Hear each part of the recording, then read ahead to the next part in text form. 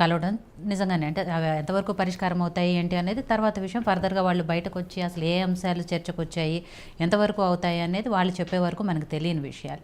But ఇప్పటివరకు అయితే నాగార్జున గారు చెప్పినట్టు ఒక శుభ పరిణామం, రెండు రాష్ట్రాల ముఖ్యమంత్రులు కలవటము. అది కూడా సరే దాన్ని గురు శిష్యులని పేరు పెడతామా, సహచరులను పేరు పెడతామా ఏదో కానీ మొత్తానికి రేవంత్ రెడ్డి గారిని అలాగే చంద్రబాబు నాయుడు గారిని ఇద్దరిని పక్కపక్కగా ముఖ్యమంత్రి స్థాయిలో చూడటం అనేది చూడటానికి కూడా బాగుంది. చాలామంది అభిమానులు కన్నుల పండుగ ఉంది. ఇలాంటివన్నీ కూడా కామెంట్స్ వస్తూనే ఉన్నాయి. సరే ఏదైనా కూడా ఇద్దరు కూడా ఎంతవరకు మాట్లాడుకుంటారో, అసలు ఏం జరగబోతున్నాయి, ఏ అంశాలు చర్చకు వస్తున్నాయి అనేది చాలా వరకు కూడా మాట్లాడుకుంటే తీరిపోయే సమస్యలే ఎక్కువగా ఉన్నాయి కాబట్టి కొన్ని మాత్రమే కొంత జటిలంగా ఉన్న సమస్యలు కాబట్టి ముందు వాటిని పరిష్కరించుకుంటే ఆటోమేటిక్గా మిగిలినవన్నీ కూడా జరిగిపోతాయి అని. అసలు షెడ్యూల్ 9 షెడ్యూల్ 10 దగ్గరే అసలు ప్రస్తావన వస్తుంది కాబట్టి వాటికి సంబంధించి వాళ్ళు ఏమైనా చర్చకు వచ్చే అవకాశం ఉందా మీకున్న ఇన్ఫర్మేషన్ ప్రకారం? మెయిన్ విభజన చట్టంలో షెడ్యూల్ 9 and 10కి సంబంధించిన ఇష్యూనే గడిచిన 10 సంవత్సరాల నుంచి మారుతున్న రెండు రాష్ట్రాల ముఖ్యమంత్రులు, అంటే అటువైపు రెండు ముఖ్యమంత్రులు, ఇద్దరు ముఖ్యమంత్రులు, తెలంగాణ నుంచి ఒక ముఖ్యమంత్రి. విభజన చట్టం 2014 సుమారుగా 2014లో ఫిబ్రవరి 14 మనకు గుర్తుంటే 13-14 ఫిబ్రవరి 2014లో బిల్ పాస్ చేయడం జరిగింది.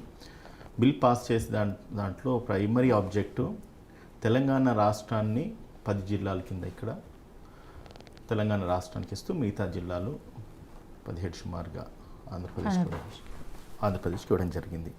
తెలంగాణ రాష్ట్ర ప్రజలకి నీళ్లు, నిధులు, నియామకాలలో జరిగిన ద్రోహాన్ని దృష్టి పెట్టుకొని ఆనాడు తెలంగాణ ఉద్యమం మొదలైన తర్వాత ఉద్యమానికి ప్రతీకగా తెలంగాణ రాష్ట్రాన్ని కాంగ్రెస్ పార్టీ విభజించడం జరిగింది.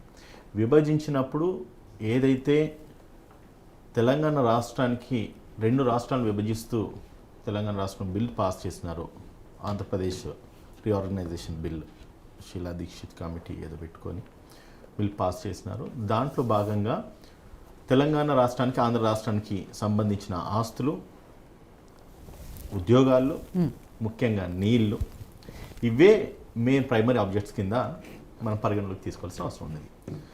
ఈరోజు చర్చలోకి వచ్చిన దాంట్లో రాష్ట్రం విభజించిన తర్వాత ఉమ్మడి ఆంధ్రప్రదేశ్ కింద ఉన్నప్పటి ఆస్తులు ఏవైతే ఉన్నాయో ఆంధ్రప్రదేశ్కి ఇవ్వాల్సింది, తెలంగాణకి ఇవ్వాల్సింది, తెలంగాణ రాష్ట్రానికి ఉన్న నిధులు, ఆంధ్ర రాష్ట్రానికి ఉన్న నిధులు ఏవైతే బేరీ చేసి కంపేర్ చేసుకుంటే అప్పటికి ఇప్పటికీ 10 సంవత్సరాల నుంచి కూడా ఇంతవరకు ఎటువంటి జస్టిఫికేషన్ ఆంధ్రప్రదేశ్కు జరగలేదన్నది, కేంద్రం నుంచి జరగలేదని చెప్పేసి అది ప్రస్తావన.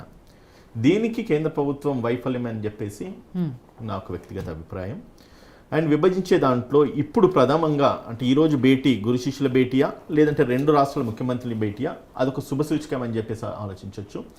మెయిన్ ఈ పోలవరం ప్రాజెక్ట్స్ కావచ్చు, గోదావరి కృష్ణ జలాలకు సంబంధించింది కావచ్చు, ముఖ్యంగా ఇక్కడున్న కొన్ని ఆస్తులు, అది సెక్రటేరియట్ ఆల్రెడీ డివైడ్ అయిపోయింది, ఈ మంజుల గెస్ట్ హౌస్కి సంబంధించి కొన్ని, ఇతర కార్పొరేషన్స్కి సంబంధించి కొన్ని, ఈ భద్రాచలం దగ్గర ఉన్న 7 మండలాలకు సంబంధించిన ఒక మండలాలు, అప్పుడు ఏపీలో కలిపిన మండలాలు ఏవైతున్నాయో వాళ్ళ ఒకవేళ హెడ్ క్వార్టర్స్కి వెళ్ళాలన్నా కూడా 10,000 మంది జనాభా ఉన్న ప్రాంతం నుంచి 200 కిలోమీటర్లు ప్రయాణం చేయాల్సిన అవసరం ఏర్పడుతూ ఉంది. కాబట్టి తెలంగాణ రాష్ట్రం విభజించిన తర్వాత ఈ ప్రాముఖ్యంగా ఉన్న ఈ 7 మండలాలకు సంబంధించి 10,000 మంది జనాభా ఎవరైతే ఉన్నారో వారందరికీ కూడా తెలంగాణను ఆంధ్రప్రదేశ్ అంటే ఆ మండలాన్ని ఆంధ్రప్రదేశ్లో కలపడం సబబు కాదు, తెలంగాణ రాష్ట్రాన్ని కలిపితేనే మంచిదన్న ఒక ప్రతిపాదన వచ్చింది.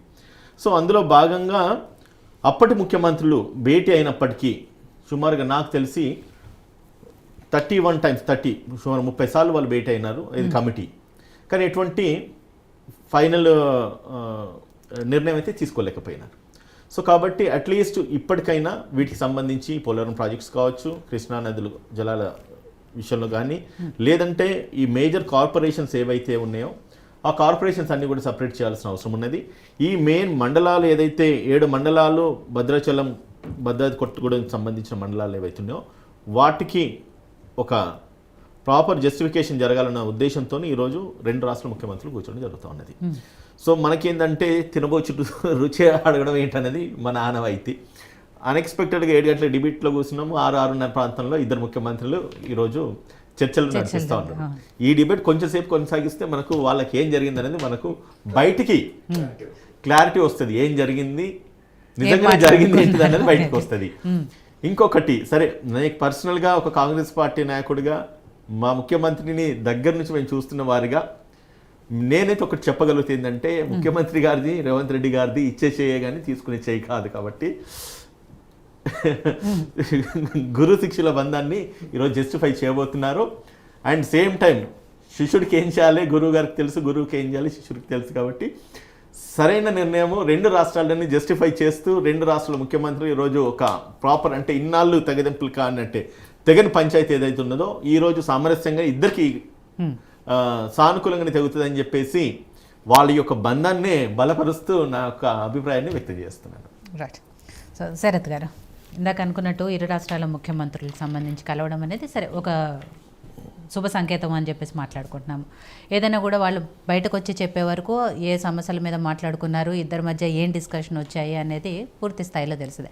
అప్పటి వరకు కూడా మనం మాట్లాడుకోవాల్సిన విషయాలు ఏంటంటే అసలు ఏవేవి పెండింగ్లో ఉన్నాయి, ఎంతవరకు ఏది జరిగితే రెండు రాష్ట్రాలకు కూడా లాభదాయకంగా ఉంటుంది అనేది మాట్లాడుకునే దాంట్లో అసలు ఎంతవరకు అయ్యే అవకాశాలు ఉన్నాయి.